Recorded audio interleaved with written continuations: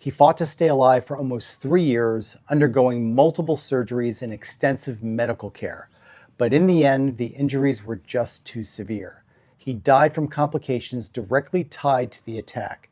He died doing the job most self-defense people love to marginalize, until it turns deadly. You know, most people think that being a bouncer is just checking IDs and looking tough. Some even say it's not even real fighting. But what they don't see and what they refuse to see is the danger of this job. And if you don't believe me, the guy that took my place was murdered on the job. Welcome to Warrior Walk.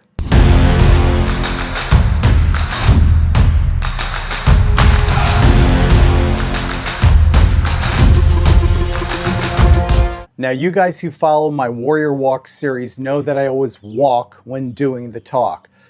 But it's been raining for 5 days straight.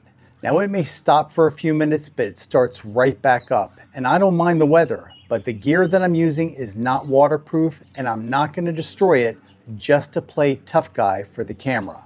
So I've worked as a bouncer for many years. I started during my college days, and back then it was really simple. I needed the money. But years later, I actually went back to bouncing.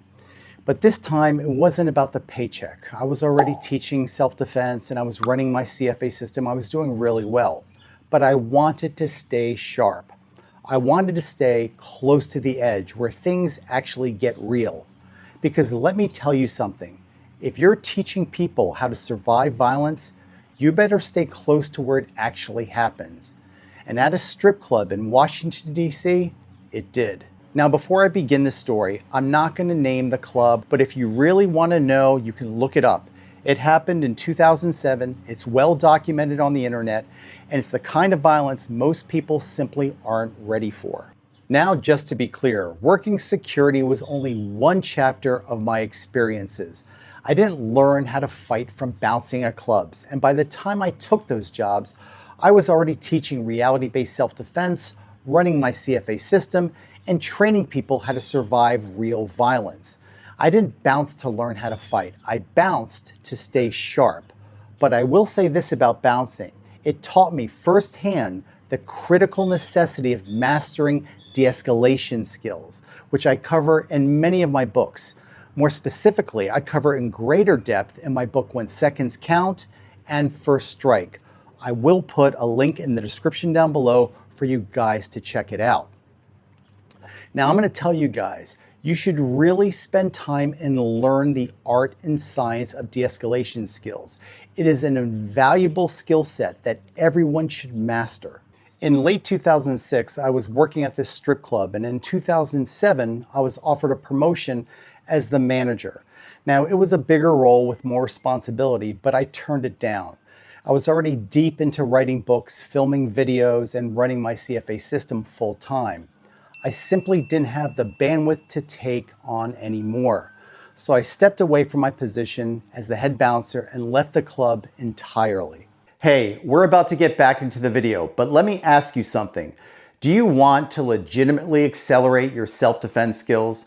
And are you sick of clickbait videos teaching absolute garbage? Or tired of being misled by unqualified wannabe experts who have zero credibility or experience?